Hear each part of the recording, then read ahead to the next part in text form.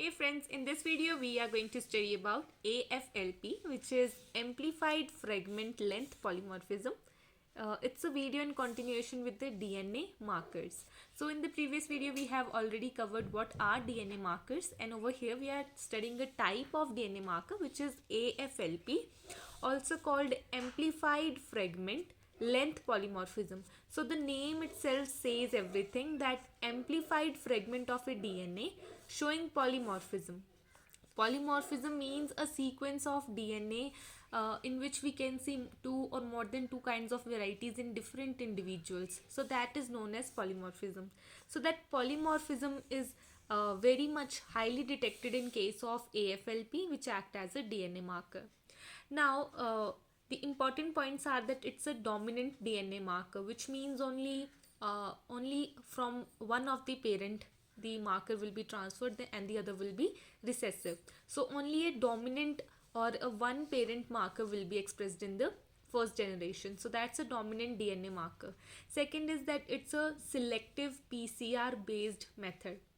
So in the previous video where we have studied RAPD, that's a PCR based method, but it's a selective PCR based method that we will see how.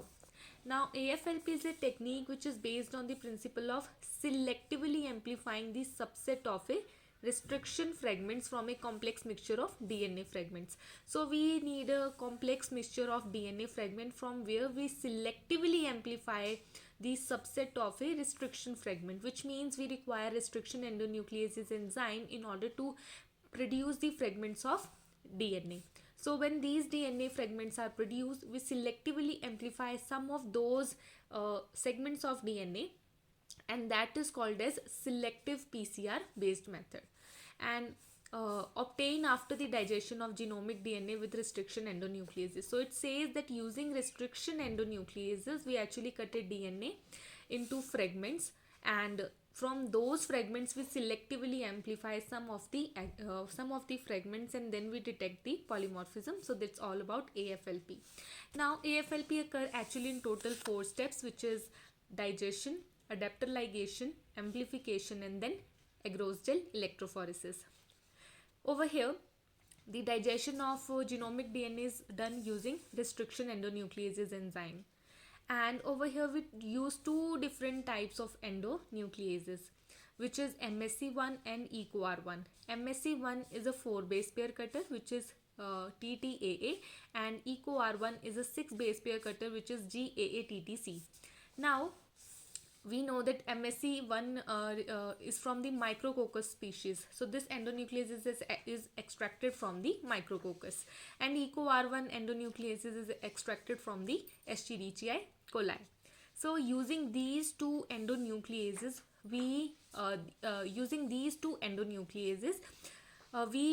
help to produce fragments of DNA, and they recognize these sequences and cut them into fragments.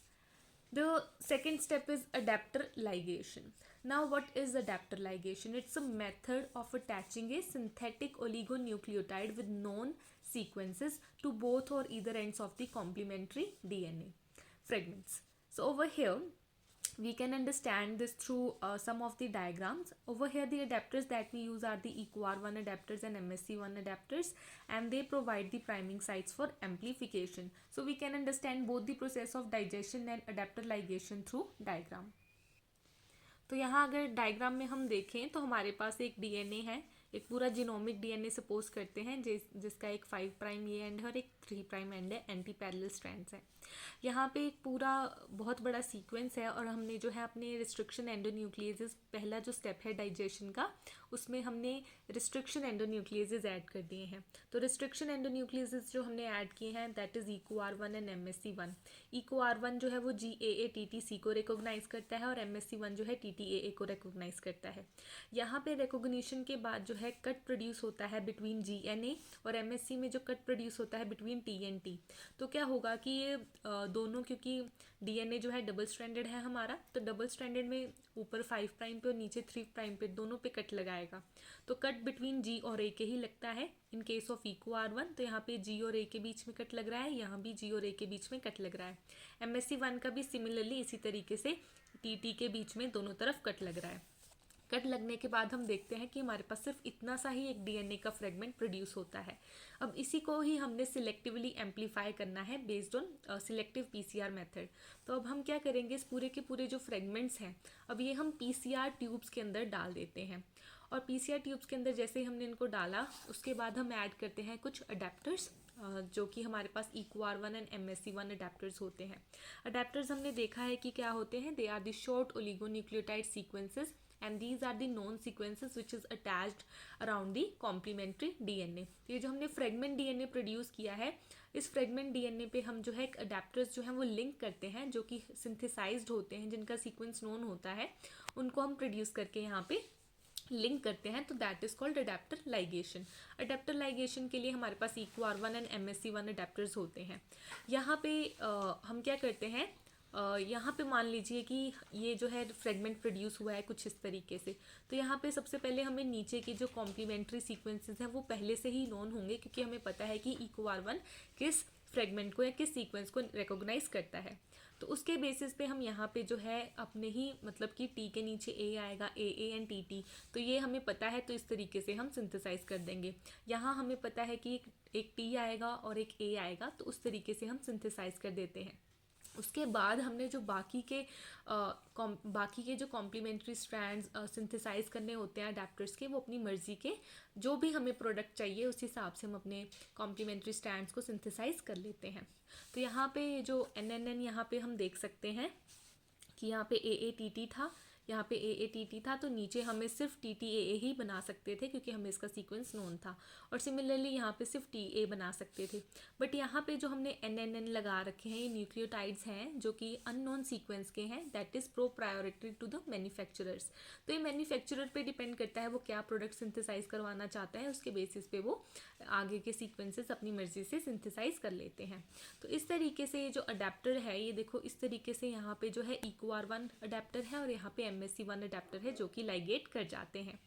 Now the third process in AFLP is amplification. तो amplification जो है वो दो तरीके से होती है। यहाँ पे एम्प्लीफिकेशन जो है वो दो चीज़ों में डिवाइडेड है, दो फेजेस में डिवाइडेड है, that is pre amplification and final selective amplification.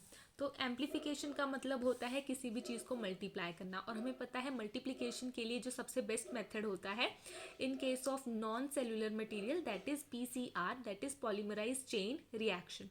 तो पॉलीमराइज चेन रिएक्शन यहाँ पे करवाई जाती है in order to multiply the fragments of these DNA।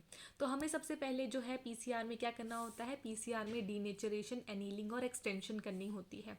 तो डीनेचरेशन के लिए हम क्या करते हैं, PCR जो मशीन है उसका टेम्परेचर हम 90 to 95 डिग्री सेल्सियस तक इंक्रीज कर देते हैं, so that both the strands of DNA they get denatured and separate from each other. तो दोनों जो है एक दूसरे से दूर दूर हो गई हैं और सिंगल स्ट्रैंडेड सी हो गई हैं। तो इस तरीके से हमने इनको डीनेचर कर दिया। अब डीनेचर करने के बाद हम क्या करते हैं, एनीलिंग करते हैं। एनीलिंग का मतलब होता है टेम्परेचर एकदम से इंक्रीज करके डायरेक्ट डिक्रीज कर देना। तो जो टेम्परेचर मान लीजिए 96 हो गया था उसको 75 से 50 के अराउंड ले आना। तो एनीलिंग में हम टेम्परेचर अचानक से रेज करके उसको एकदम से कूल डाउन कर देते हैं। और कूल डाउन करने का रीज़न ये है कि हमें जो है प्राइमर को जो है यहाँ पे लगाना पड़ेगा, क्योंकि अभी हमें इनको एम्पलीफाई करना है and that is pre amplification step. तो यहाँ पे प्री एम्पलीफिकेशन में जो है हम एक प्राइमर्स की एडिशन करते हैं। अच्छा, यहाँ पे जो AFLP के प्राइमर्स होते हैं वो भी कुछ स्पेशल तरीके के प्राइमर्स जो हैं वो तैयार किए जाते हैं। मान लीजिए यहाँ पे हमारा ये प्राइमर है, एक प्राइमर के एक्चुअल में यहाँ पे 3 पार्ट्स बताए गए हैं, which is the core and enzyme specific sequence and C is the selective extension. अब ये क्यों ऐसा है, यहाँ पे मान लीजिए NNN था तो हमें जो है मैन्युफैक्चरर को जो चाहिए वो उसी के अकॉर्डिंग यहाँ पे NNN बना देगा। उसके बाद यहाँ हमें पता है ये जो सीक्वेंस है ये कहाँ से था, ये EcoR1 का रिकॉग्निशन वाला सीक्वेंस में से ही ये पार्ट निकल के आया है। तो EcoR1 क्या है, Escherichia coli is a bacteria, तो वो एक एंजाइम, और ये जो EcoR1 जो है रेस्ट्रिक्शन एंडोन्यूक्लियस जो है वो एक एंजाइम है।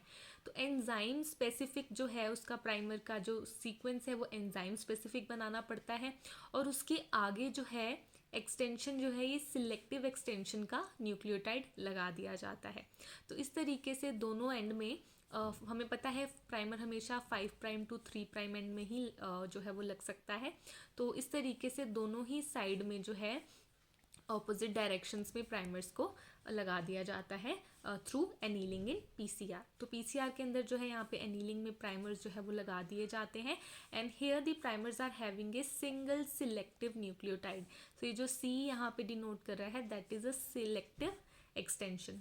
हमें पता है कि प्राइमर लगने के बाद जो है क्या होता है, प्राइमर लगने के बाद tag polymerase DNA tag polymerase जो है वो आता है और टैग पॉलीमरेज जो है वो एक थर्मली इंसुलेटेड हमारे पास एंजाइम होता है जो कि पॉलीमराइजेशन में हेल्प करता है डीएनए की। तो यहाँ पे जो फाइनल सिलेक्टिव एम्प्लीफिकेशन होती है उसमें हम टैग पॉलीमरेज भी लगाते हैं। यहाँ पे क्या होता है कि प्राइमर में जो फाइनल सिलेक्टिव एम्प्लीफिकेशन होगी, यहाँ पे सिलेक्टिव एम्प्लीफिकेशन होती है with primers having 2 to 3 selective nucleotide.